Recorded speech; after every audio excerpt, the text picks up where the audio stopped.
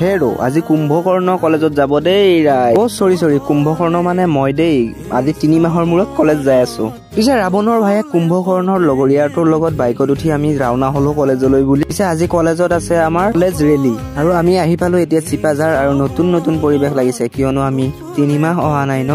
আৰু আমি আহি পালো দৰঙৰ বিখ্যাত চিপাঝাৰ মহাবিদ্যালয়ত আৰু আমি আহি পোৱা মানে ৰেলী আৰম্ভ হবই আৰু এনেকে মানে আয়োজন চলি আছে আৰম্ভণি হবলৈ আৰু বেছি সময় নাই। ফাইনেলি মানে ৰেলীৰ আৰম্ভণি হৈ গ'ল। ইয়াৰে কিছুমান দৃশ্য আপোনালোকে চাওক।